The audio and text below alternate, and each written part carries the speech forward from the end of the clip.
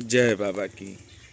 बाबा नीप करोरी महाराज के सारे ही भक्तजनों को मेरा हृदय से प्रणाम, बार बार प्रणाम। और इस समय बेर खा रहे हैं। दुर्वासा ऋषि आश्रम में हैं। महाराज जी से आज लगभग 40 से 50 लोगों की बात कराई है। 1.5 महीने की प्रतीक्षा आप सबकी ख़त्म हुई। काफ़ी प्रतीक्षा की आप सब ने। माफ़ी चाहते हैं हम, लेकिन हम भी मजबूर थे। अब प्रतीक्षा ख़त्म हुई। सारे ही भक्त बड़े आनंद के साथ महाराज जी के दर्शन कर रहे हैं लाइव, और महाराज जी का आशीर्वाद पा रहे हैं।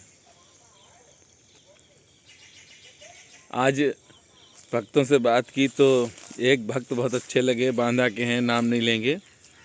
उनकी बात सुन के महाराज जी भी बहुत हंसे हैं और हमें भी बहुत हंसी आई है। आप सब ये सेवा हमें दे रहे हैं। आप तो दुनिया में तमाम जगह गए होंगे। जो भी भक्त फ़ोन करता है वो बताता है कि भैया हम तो यहाँ पर भी हुआ है, वहाँ पर भी हुआ है, ये भी उपाय कर लिया, वो भी उपाय कर लिया, लेकिन रहे जीरो पे। तो आप परेशान ना हो। हम आपको जिनके दर्शन कराते हैं वो संत हैं।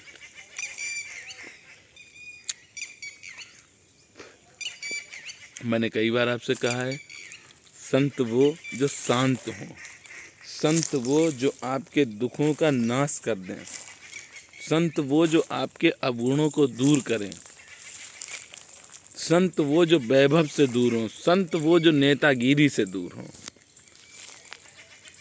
जैसे करपात्री जी महाराज के पास बाबा नीप करोरी महाराज कभी नहीं गए, लेकिन करपात्री जी महाराज जब बाबा नीप करोरी महाराज जी के पास आए तो बाबा ने दर्शन नहीं दिए और भक्तों से कहा कि ये नेता हैं, इसलिए हम इनसे नहीं मिलेंगे। संत श्री मौनी जी महाराज के पास कुछ भी लेकर आओ, सारी की सारी चीज़ बांट देते हैं, कभी रखते नहीं हैं ना। महाराज जी को किसी तरह का कोई लालच है किसी से भी। महाराज जी के एक शिष्य ने बरसाने में बहुत अच्छा गेस्ट हाउस बनवाया और महाराज जी को बहुत प्रेम करते हैं। और जब हम लोग बरसाने गए तो महाराज जी ने उनको बताया भी नहीं। हमने कहा महाराज जी इनको बता दें, बोले नहीं, वो परेशान होंगे। आप समझ गए होंगे किस तरह के संत हैं। ये वो संत नहीं है, एक तो ब्राह्मण शरीर, ऊपर से संत, अद्भुत हैं, बहुत प्यारे हैं।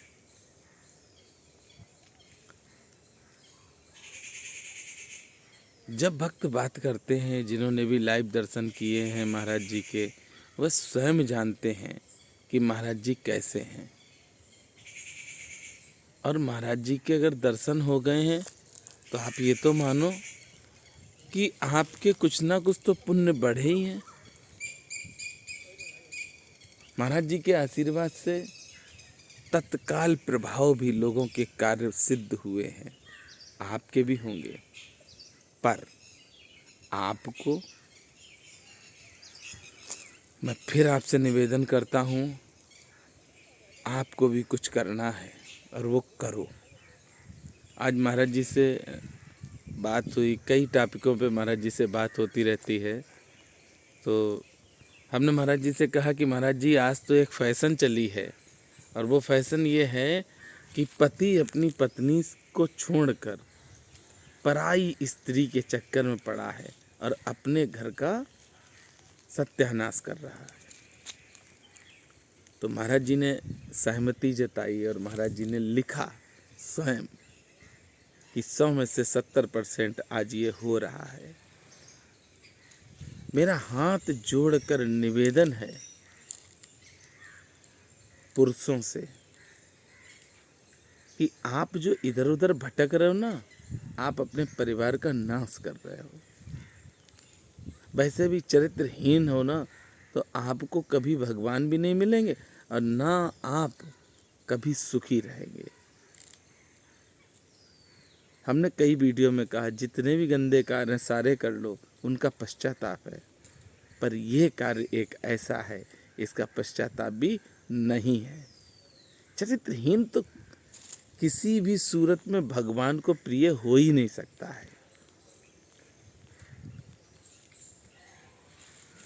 महाराज जी ने जब लिखा कि 100 में से 70% ये घटनाएं हो रही हैं, तो मुझे भी बड़ा दुख हुआ।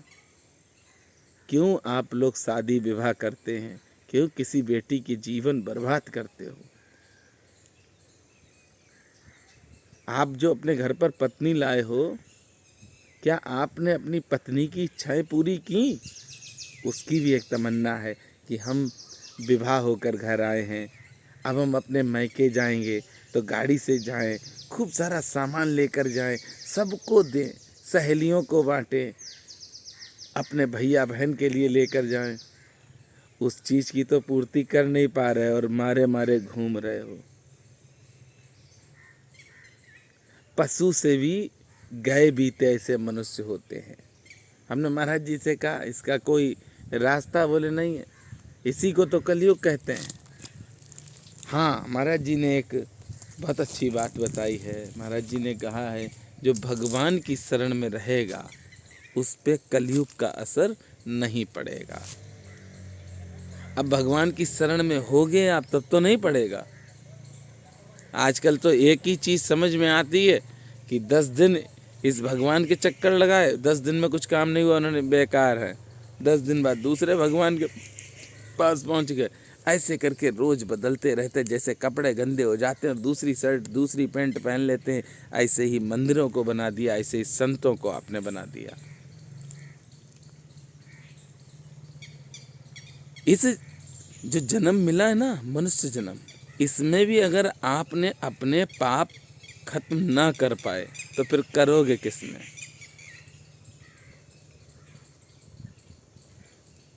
और इस जन्म में भी आप पाप कर रहे हैं, बढ़ाते ही चले जा रहे हैं आप अपने पाप, वो भी गलत है।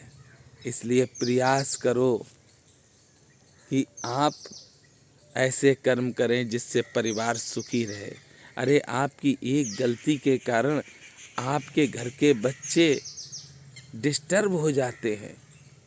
अरे अपने परिवार में शाम को जाओ, जब आप शाम को जाते हो ना घर पर, देखिए जितने भी हैं पुरुष, जब वह कार्य करके, चाहे वह गाड़ी लगाता हो, चाहे वह रिक्शा चलाता हो, चाहे वो आईआईटी किए हुए हो, इंजीनियर हो, जब वह घर जाता है और उसके बच्चे जब अपने पिता को देखते हैं कितने खुश होते हैं। अरे वो खुशी ही आपकी पूजा है। जब आप अपने घर पहुँचें और आपका परिवार खुश हो जाए, समझ लेना भगवान मिल गए। और जब आप अपने घर पहुँचे पूरा परिवार दुखी हो गया, तो समझ लेना आपके ये पाप, आप जो कर रहे हैं वो बहुत ही गलत कार्य कर रहे हैं। और मैं फिर निवेदन करता हूँ एक बार आप सबसे, हमें 2 लोग कभी भी फ़ोन ना करें। एक जो चरित्रहीन है, कभी भी धोखे से भी फ़ोन नहीं करना। दूसरा जो माता पिता की सेवा ना करता हो, ऐसे लोग हमें फ़ोन ना करें। अगर कर दिया ना तो हम ब्लॉक भी कर देंगे आपको। हमसे जुड़े हुए कई भक्त ऐसे हैं जो नॉन वेज भी खाते हैं, उन्होंने कहा भैया हम छोड़ेंगे। हमसे जुड़े हुए भक्त ऐसे भी हैं जिन्होंने बहुत बहुत शराब पी, और जब हमने आग्रह किया, विनती की, तो उन्होंने शराब छोड़ दी। अच्छा लगता है, आप बुरा कर्म अगर कर रहे हो और हम आपको सीख दे रहे हैं और आप छोड़ रहे हो, ये बहुत बड़ी बात है। हम भी जब चाहे ड्रामे की ज़िंदगी जी सकते हैं, पर हमें मालूम है इस ड्रामे की ज़िंदगी से सिर्फ दुख मिलेगा, और दुखी हैं लोग। इतने बड़े हो गए, आज तक कभी भी चेहरे पर क्रीम नहीं लगी है, कभी भी नहीं लगी। अच्छा किसके लिए लगाएं? पर हाँ, एक चीज़ है कि हमें अपने प्रभु बहुत अच्छे लगते हैं। प्रभु के लिए हर तरह का चंदन आपको मेरे घर पर मिलेगा। बाबा की कृपा से किला घाट में सेवा करते हैं तो बड़ा सा डिब्बा लेके बाबा के लिए पहुंच गए।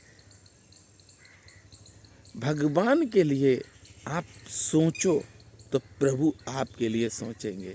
दिन भर अपने लिए सोचोगे, कभी तो ऐसा समय निकालो कि भगवान के लिए भी सोच लो। कल्याण चाहते हो तो कर्म भी करो। कर्म करोगे नहीं और कल्याण चाहोगे तो ये तो झूठ है, और बहुत बड़ा झूठ है। इस झूठ के सहारे जीवित रहोगे, कब तक रहोगे भैया? अपने परिवार को अगर सुखी रखना है और इस तरह का कोई भी हमसे जुड़ा हुआ भक्त कुकर्म करता है, पराई स्त्री के चक्कर में है, तो आज से ही त्याग दे पराई स्त्री को और अपनी पत्नी से माफ़ी मांगे। अपने बच्चों के साथ रहे, खूब प्रेम करो अपनी पत्नी को, बच्चों को। अरे भैया, आपकी पत्नी अपना पूरा घर छोड़कर आपके पास आई है, वो आपको भगवान मानती है और आपको शर्म नहीं आती है? उसको रुलाते हो, उसको दुखी रखते हो, जिंदगी भर दुखी रहोगे। उस बेटी को दुखी मत रखना जिस बेटी को आप लेकर आए हो। अरे नहीं है खाने को, नहीं है पैसा, कोई बात नहीं, अपनी पत्नी को बताओ कि मेरे पास पैसे नहीं हैं, हम संसाधन नहीं जुटा सकते। पत्नी आपसे कुछ नहीं कहेगी। आप पत्नी को अपनी बात बताओ, ये नहीं कि पराई स्त्री के चक्कर में घूम रहे हैं, झाड़ू ऐसी सड़क पर लगा रहे हैं और अपने घर का सत्यानाश किए। इतनी ज़्यादा मेरे पास अर्जी इस चीज़ की आती हैं कि दिमाग खराब हो जाता है। संत श्री मौनी जी महाराज से भी हम बात करवाते हैं तो तमाम बहनें हैं जो अपनी ये शिकायत बताती हैं, तो बड़ा शर्म आता है, कैसे हम सनातनी हैं। अरे हम कोई पशु नहीं है, मनुष्य हैं। और धर्म पत्नी धर्म की पत्नी होती है, उसको धोखा दे रहे हो आप। जो तुम्हारे लिए अपना घर छोड़कर आई, उसको धोखा मत देना। संत श्री मौनी जी महाराज से आज काफ़ी भक्तों ने बात की, बड़ा आनंद आया, क्योंकि बहुत लंबा समय हो गया और आप सब बात करना चाहते हैं तो प्लीज़ आप सब अपना नाम लिखवाएं और आपकी बात होगी महाराज जी से। निरंतर प्रयास रहेगा कि हम बात कराते रहें, और महाराज जी बहुत दयालु हैं। तो चलिए, एक दो भक्त और बचे हैं, उनकी भी बात करवाएं और अपना नाम अवश्य लिख कर भेजें। जय सिया राम, जय हनुमान।